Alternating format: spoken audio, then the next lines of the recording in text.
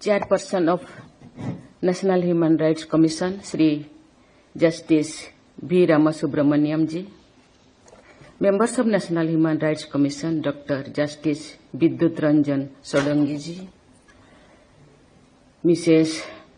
Vijaya Bharati Sayani, Secretary General Sri Bharatral ji, UN Residence Coordinator in India, Mrs. Arati Sayani ji, distinguished guests, ladies and gentlemen, Namaskar, Johar, good morning. I am happy to join you all for commemorating the Human Rights Day. It is an occasion to remind us that the universal human rights are unalienable, and they form the bedrock of a just, equitable, and compassionate society. 77 years ago, the world came together to articulate a simple yet revolutionary truth that every human being is born free and equal in dignity and rights.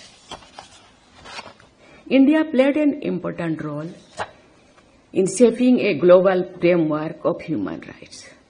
Our freedom fighters envisioned a world rooted in human dignity, equality, and justice. Hansaben Mehta, one of the 15 women members of our Constituent Assembly, was also a member of the group engaged in the drafting of the Universal Declaration of Human Rights. She suggested a foundational change to the draft.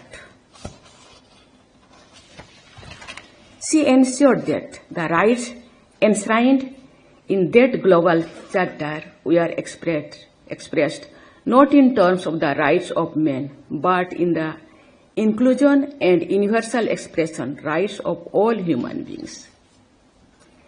That such a historic shift was brought about by the expansive vision of an Indian woman is a matter of enduring pride for every Indian.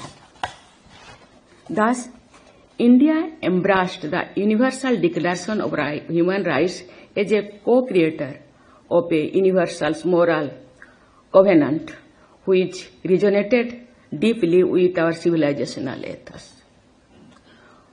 Our ancient value of Vasudev Kutumbakam, which means that the world is one family, is reflected in the idea of universal human rights.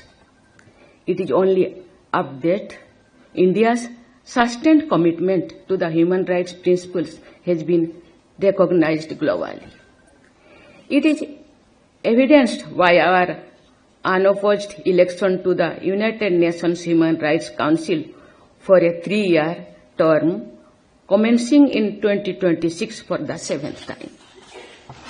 Today, we also renew our ancient ideal of inclusion, captured in the words Sarve Bhavantu Sukhino, which means, may everyone be happy.